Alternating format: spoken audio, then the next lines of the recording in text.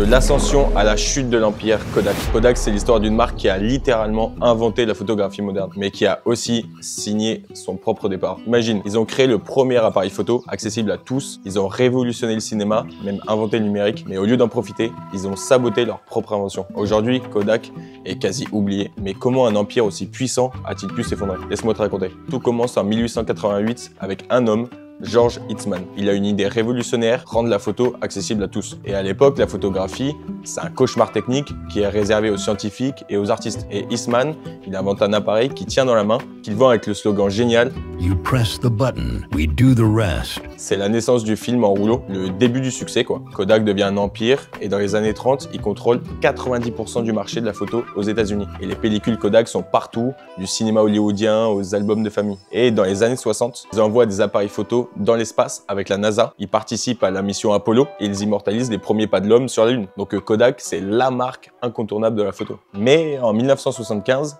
tout bascule. Un ingénieur de chez Kodak, Steve Sasson, invente un prototype révolutionnaire, le tout premier appareil photo numérique.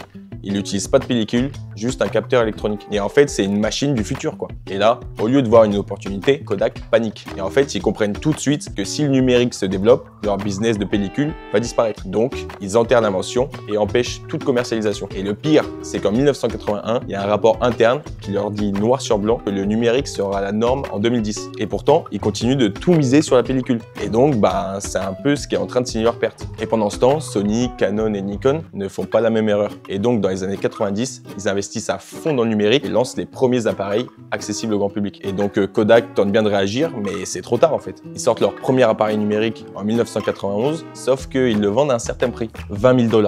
Ouais, 20 000 $. L'appareil, donc invendable. Et en 2000, les ventes de pellicules commencent à s'effondrer. Kodak réagit en catastrophe, mais en 2012, c'est terminé quoi. La marque fait faillite, il licencie des milliers de personnes. L'entreprise qui avait tout inventé, s'est fait dépasser par sa propre invention. Donc l'histoire de Kodak, c'est vraiment une leçon en or, ne jamais s'accrocher au passé au point de refuser l'avenir. Ils avaient une avance technologique énorme, mais par peur d'éliminer leur propre business, ils ont préféré ignorer leur invention et d'autres en ont profité. Aujourd'hui, Kodak survit en vendant des pellicules aux nostalgiques, mais ils domineront plus jamais le marché. Comme quoi, même les plus grands peuvent s'effondrer.